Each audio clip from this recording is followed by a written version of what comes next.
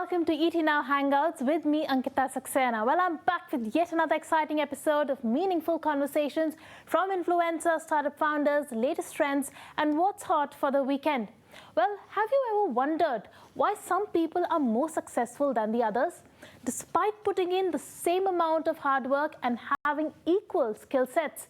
Well, the answer perhaps lies in the soft skills.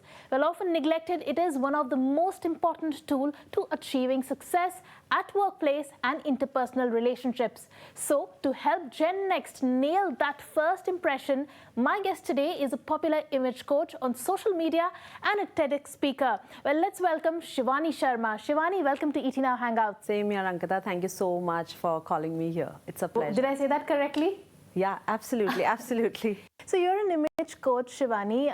Tell us, firstly, what is an image coach and why do we need one? Okay, that's a very interesting question because people are not actually aware who's an image consultant, and it's a very upcoming and trending field. So image consultant is a professional who helps people in enhancement of their appearance, behavior, communication and etiquette as per the roles and goals they want to achieve in their lives. Yeah, so we enhance everything. How should they dress up? How should they behave in a particular setting? How should they communicate? And what are certain etiquette that they should follow so that they are able to come out more credible, capable, and are able to achieve their goals. So, you very rightly mentioned when people have a very limited understanding of what a personality development means. In fact, people look for degrees or they are, busy getting degrees, their work experience in place. But people often neglect the importance of soft skills, which is now coming into play more often and has become very, very important in today's times. Firstly, for the uninitiated, tell us what are soft skills and how important they are. So soft skills is nothing. It is the value, the attitude, and how do you communicate at a particular setting, at a particular time to make the person feel comfortable and valued. So this is what soft skills is all about. People emphasize on hard skill. Hard skill can get the work done, but sustainability is soft skills, right? And soft skills is not for one professional. It is for every profession. You are an anchor. You need soft skill. I'm an image consultant. I need soft skill. Somebody who's behind the camera needs soft skill because this is the team building that we're doing right now. Right now, whatever degree you have done, I have done, or the other person has done, has no relevance. Right now, how do we coordinate? How does the team coordinate?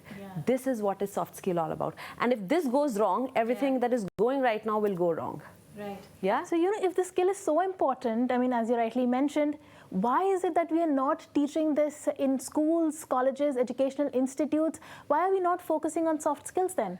I tell you, I still remember when I was in school, we had a period that was value education. Right. And that's one period we all used to bunk. And we used to sleep. Yes. I still remember we used to sleep. Because kids don't realize the value of soft skill. Now here I would not say the school is ignorant or the kids are ignorant or they are not trying to build in, and now schools have become, I would say, like they're aware that this is the requirement. So the schools have started practicing it now. Early in our days, we had value education. And during those times, we used to prefer and used to think more about IQ rather than EQ. Because there was no internet. The comparisons were of pencils and pens. The comparisons were not of selfies. Now, because the world has become digital, everybody's a digital knife, there's a constant comparison that is going on. And people should learn resilience. They should learn self-acceptance, right? They should learn that how to be more empathetic. During our days, it was there.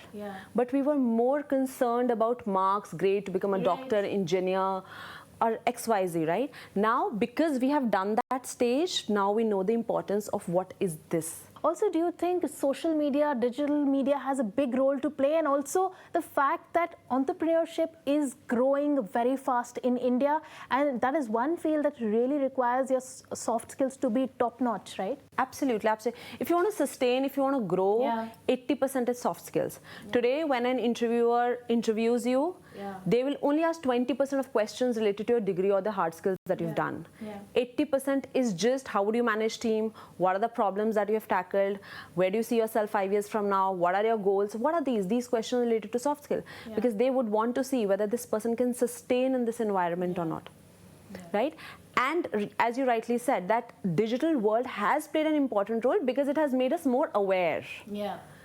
Earlier, the awareness was lacking. It was the need then also. The competition was lacking. It was the need then as well. But the awareness was lacking. Because of the awareness, it has amplified so much. Right.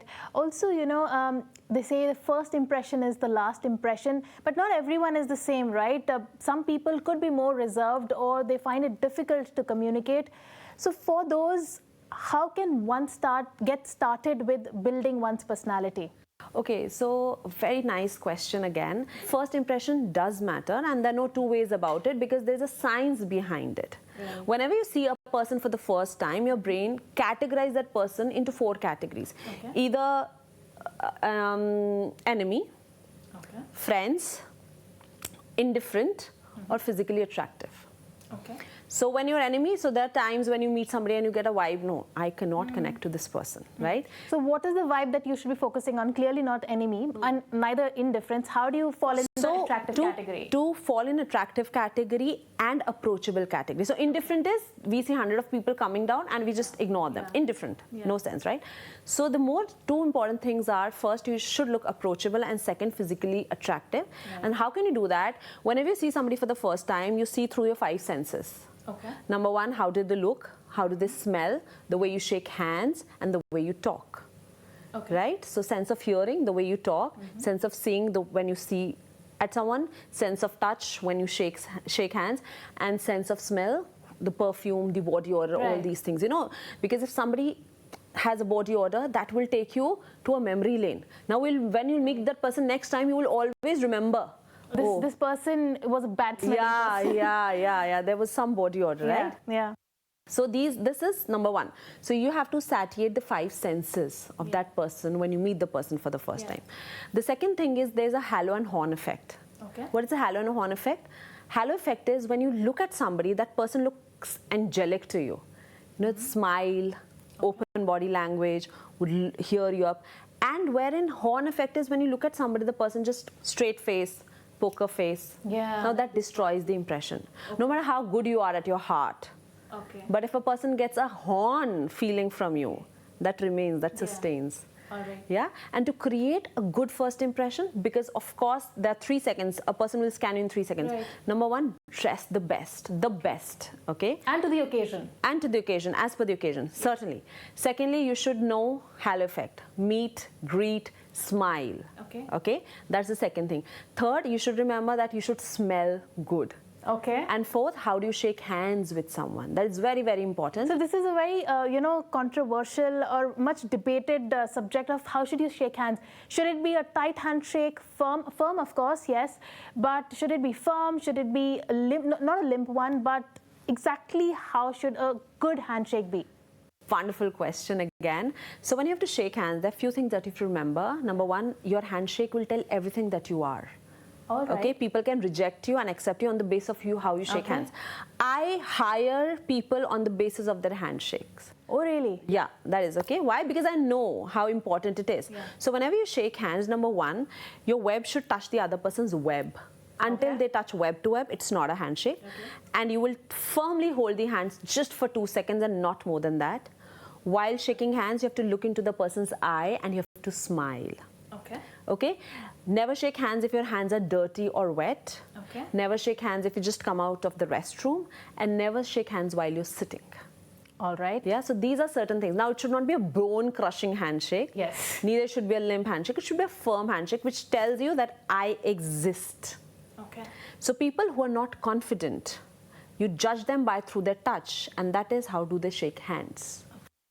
Interesting, very interesting. And since we are on the topic of a handshake, I mean, you use that in a more corporate setup or people, who are going out and getting a job interview. So we are a show for the young and the restless, and we want you to tell us, how do you create the best first impression at a job interview? First, whenever you're going for an interview, go with a mindset not because an interview. Go with a confident mindset. Right. That is very important. And go with a mindset that it is not them who are hiring you. You also have a choice whether you want to join them or not. You know, because when you see, oh, this person is my God, you will become very submissive. Or when you're showing desperation. Yes, or yes. even if you give that vibe. Yes. That's a big dampener. Yeah, because you become submissive. So you don't have to be submissive. You are going to negotiate your skill set, that how can you bring best out of that product or service. Right. So you should be confident enough. Right. So confidence is one thing. Getting nervous is very, very normal. People think, oh, I'll get nervous. It's very normal. It's a physiological thing that happens in your body. When you see something new, when you speak to somebody new, that's very normal. Okay? And of course, there would be anxiety because probably that's your dream company right now. Right. So your body will give you indications that, you know, you're doing something that's really exciting. Yeah. So be confident, that's number one. Number two, please dress the part. Of course. Okay, that goes without saying. Yeah, dress the part. That's very, very important. Number three, whenever you enter, you should know where to keep your bag. Keep your files ready. Keep your resume ready. It should not be that you're going and you're checking, oh, okay, I have to do this, I have to do that. Keep your things ready. And number four, you should always, whenever you're exiting interview, you should always send a thank you note to the employer. Okay. Okay, because we all know that you should prepare yourself well. Yeah, for sure. Dress up well, be on time. These are very normal. Be confident, wear a smile. But the most ignored thing is post-interview. Okay. Post-interview, people often ignore the employer. Yeah. So during that time, within 72 hours or within 24 hours, I would say rather, just send a thank you note. And in that thank you note, you have to mention that what is the best thing about that interview, which you really liked. So by this, the interviewer thinks that you were actually interested in the conversation that we were having. Because interview is what we are doing right now. Right. It is communication. Right. Right? The employer says that how can you bring the best? And I have to tell how can I bring the best. So the way you communicate, the way you express with examples is what is interview all about. Bring a constant smile, look into the eye, and just be confident. Because nothing in this life sells like confidence, Ankita. Nothing in this life. If you're confident, you can sell anything, even yourself. Anything. So nothing that buys, like, you must be having a lot of degrees, but if you're not able to express, it makes no sense. So basically, that's what someone told me. You know, it's all about, today's world is all about selling yourself. Like, it's how you market yourself. Absolutely. And every second. Yes. So that brings me to my next question on job interviews, which is perhaps the most difficult part of an interview, and most people find it very difficult to navigate through, is the part where you negotiate the salary. How do you negotiate salary without giving in to what the employer wants and without sounding too arrogant? Absolutely. Not just negotiating the salary. Today, if you go for a project also, when I go for my project, I negotiate. If you will not negotiate, the answer is no. Number one. Okay, if you will not speak up, the answer is no. Everything in this world is negotiable. Right. Okay, so firstly, the first step is that people think, I can't negotiate, you know, I'm getting this much is enough for me, I don't even deserve this much, right? So they're like, oh, or they'll be overwhelmed, wow, I'm getting so much. So first is go and speak. Until you speak, the answer is no. Second, do a market research. Okay, so there are websites like Glassdoor, and they tell you, according to this experience, this profile, what is the trending salary that is going on. So do a thorough market research, because whatever you speak should make relevance, should be factual. Okay, and then according to your skill set and the experience that you have, you quote what do you want. Now, never quote your previous salary. The biggest mistake people make is, oh, I was getting this. They know what you were getting. Of course, they've seen your resume or profile, but never mention that. Always mention the package that you were getting. Okay. And ask for an increment from the package and not what you were getting in hand. Right. Yeah, and if you think that now it should be realistic as well, don't ask for a 50 or 60% hike. Everybody knows 33 is something that is trending right now. So at least speak about that, and then validate it with what kind of experience do you have, how confident you are, what you bring to the table. And what you bring to the table. And while doing this, here you have to amplify your strengths. So one thing, Ankita, that I tell my friends, what is an interview? For example, if I have to take an interview, I have marked my skill set. मेरे को ये चाहिए. I want all these things from you. आपको वही मेरे को paraphrase करके, examples देके, ब्यूटिफाई करके वही बोलना है. Right. It's a quick hack of giving an interview. Okay. आपको वही तो बोलना है. If I say I want somebody who is good at communication skills, what do you have to say? Oh Shivani, I'm excellent in communication skills. In my previous job, I communicated this deal so well, and it was the turnover of this. Right. You just have to amplify whatever. Right.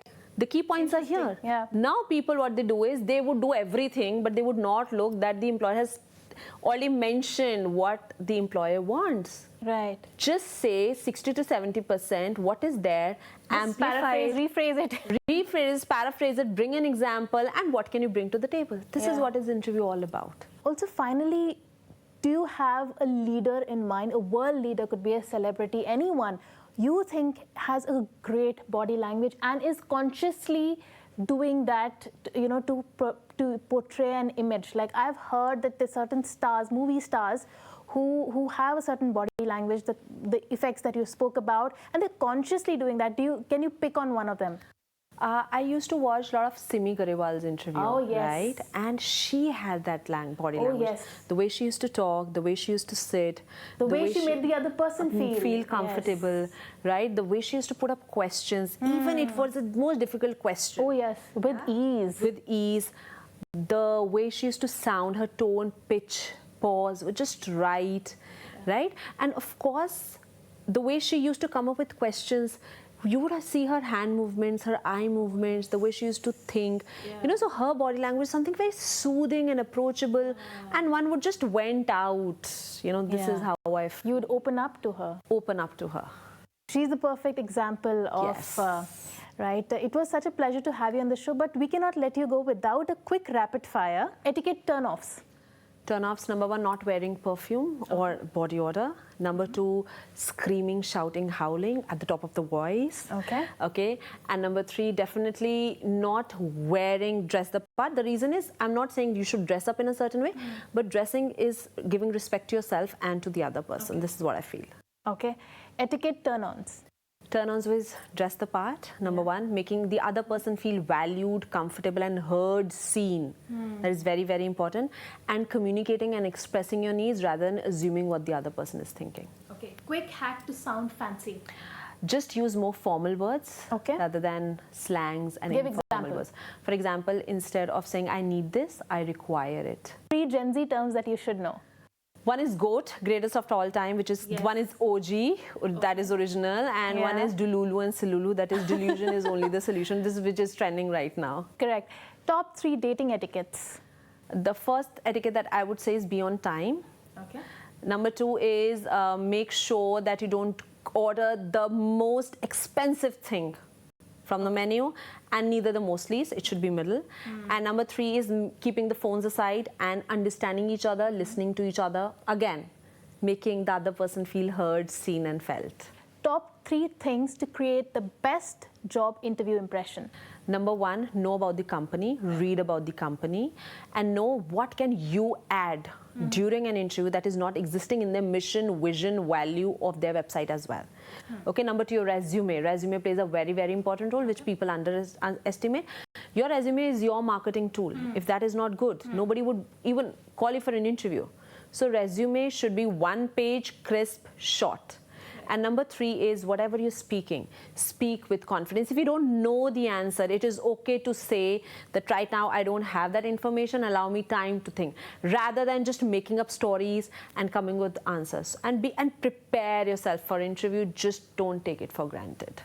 All right, Shivani, that was very informative. I hope our Gen Z, Gen Next, they're all watching this and they're learning. Thank you so much for joining us today. It was a pleasure to have you on the show. Thank you so much for having me. And well, with that, it's time for us to slip into a short break. You don't go anywhere. We'll be right back.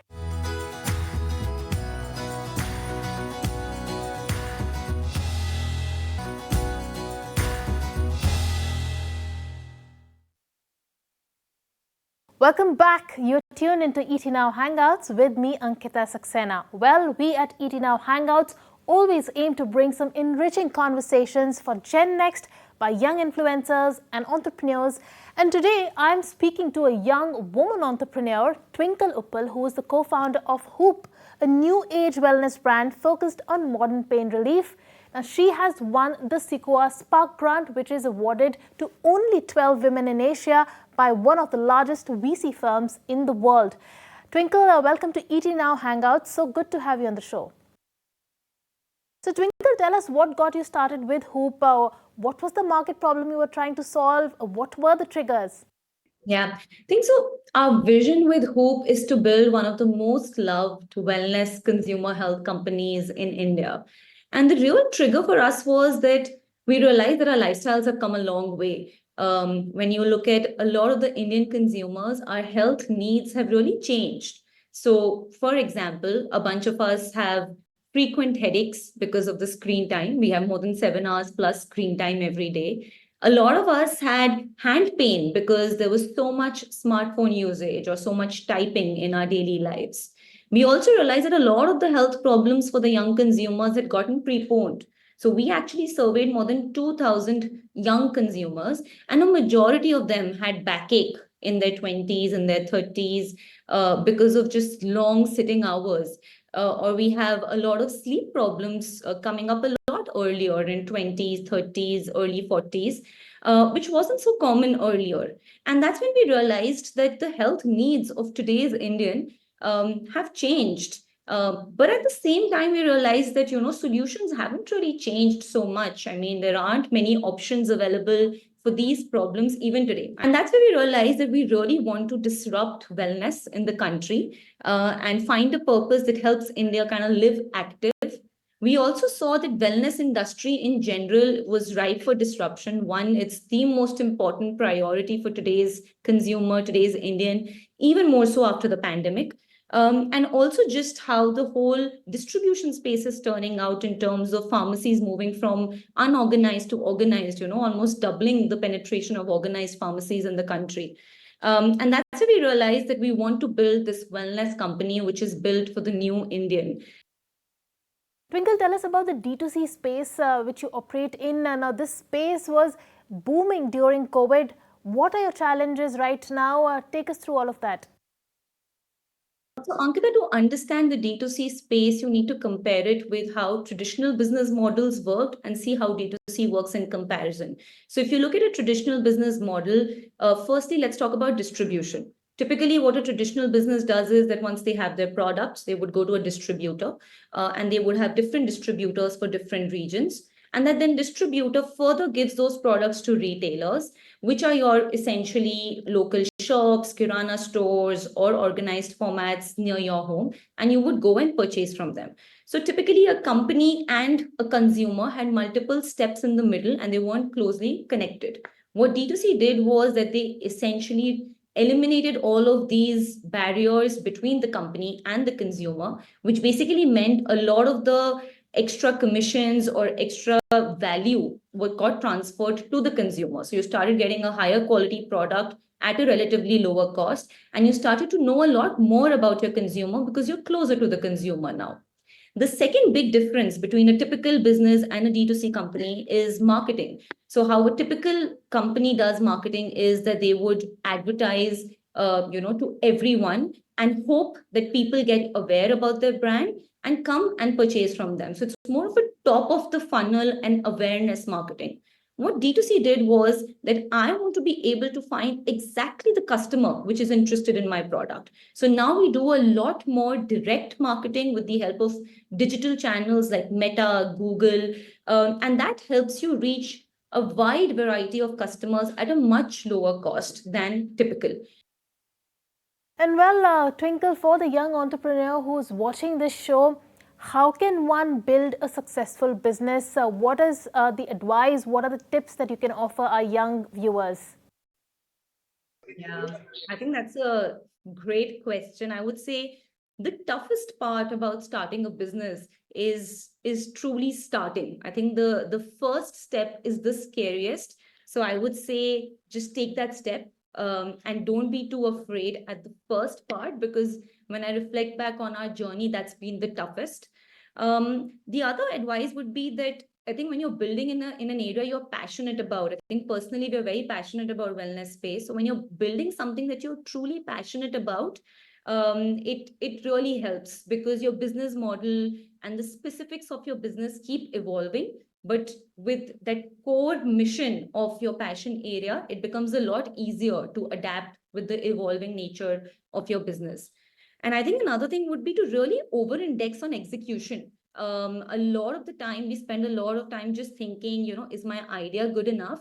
But truly, it's about taking those baby steps on a daily basis. I think the last bit is this massive learning now accessible in the form of podcasts. I think just a lot of insights from a lot of startup founders who've really built legendary businesses is available on podcasts. So I would advise everyone who's an aspiring entrepreneur to take out maybe just 15 minutes to 20 minutes every day and just listen to one entrepreneur and kind of try to learn something from their journey.